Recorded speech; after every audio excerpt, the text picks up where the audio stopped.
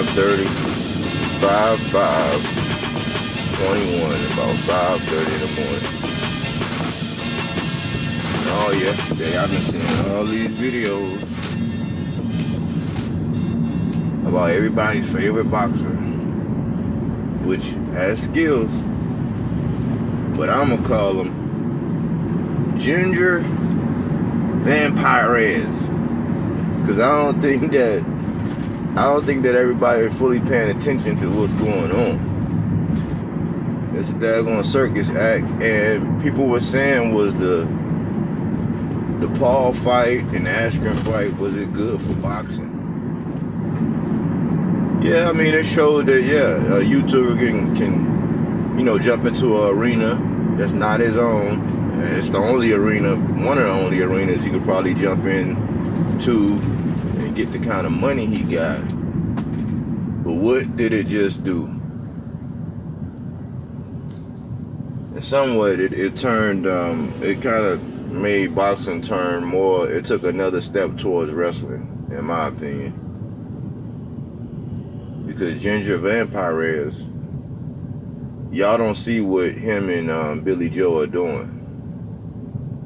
They're hyping up the drama. It's manufactured drama. Because if y'all think that the dude was gonna pull out the fight for the shortened ring, and they had to, like, they couldn't discuss this behind closed doors, and it was, oh, it's a no-go. Yeah, if y'all think that fight was really gonna be off because of the size of a ring, then y'all, I don't know what to say. But I just find it real odd that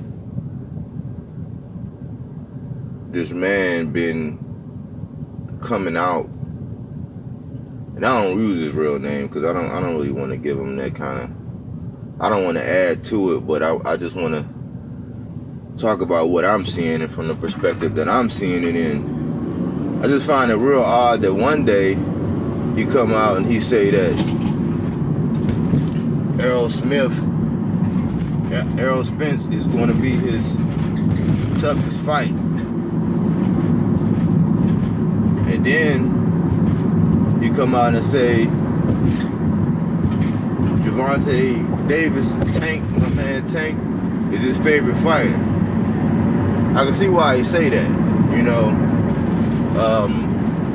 so that's cool. But then he come out and say that a prime Ginger Vampirez would actually be the Floyd Mayweather right now. If this is not clout chasing at its finest, what is? And some of the channels that I rock with is actually posting this stuff. So in the morning they do a video about, oh, it's over, it's not going to happen due to the size of the ring. In the afternoon is, oh, it's back on again. It's like y'all playing right into his hands. But he won't get in there with the boxers, the black. So think about it: Errol Spence, Gervonta Davis, and Floyd Mayweather, all black. Some of the most, prolific boxers as it stands right now.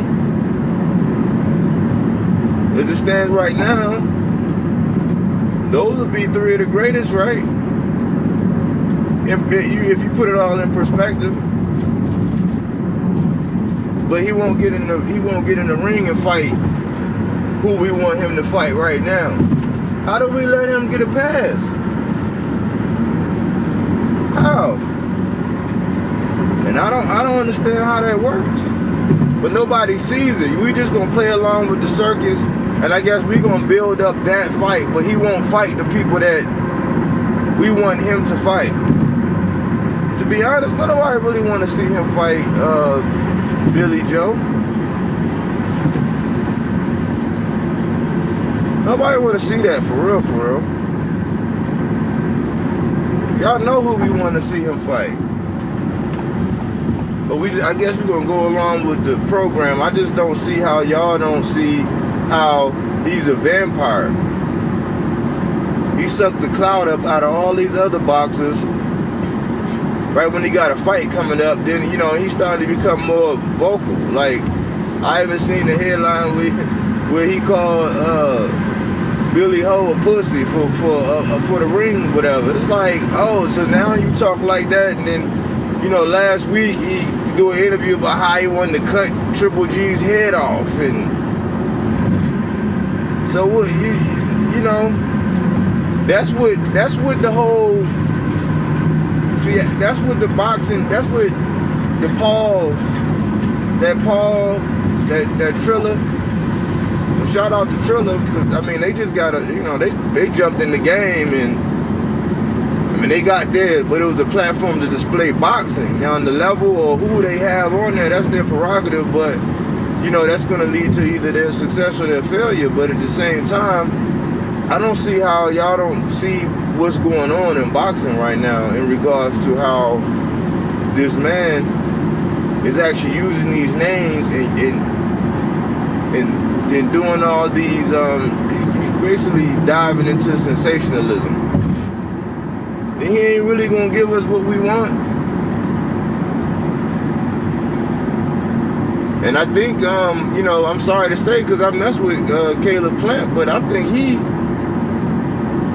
kind of about to go right in line with this little circus that's going on leading up to the Billy Ho fight, because when they asked him, they was like, well, you know, you on top next, and he was just like, well, whoever I fight, you know. I mean, it was politically correct. I give him that. I rock with the man inside the ring, even outside the ring. I like his interviews. I like how he approached the game and all that. But it looks like now, mark my words, now if this starts to become a circus leading up to that fight, because I guess the fact that the fight is already on tap to be next with Canelo, then I guess I wouldn't be overlooking Billy Ho by saying this, but if it's going to be a circus leading up to the fight with him and Caleb Plant, then you heard it here first. You know, what they did was with the YouTube boxers and, you know, and what's going on, because the premier boxers, well, I shouldn't say premier, but the elite boxers are the ones that everybody's checking for with the skills to pay the bills, since they don't really want to fight who we want them to fight. This is what's happening with boxing. And we feeding into it. We giving it gas.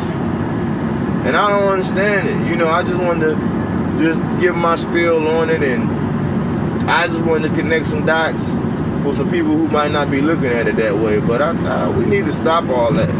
If they not giving us the fights we want, we need to stop talking about it. And we gotta be disciplined.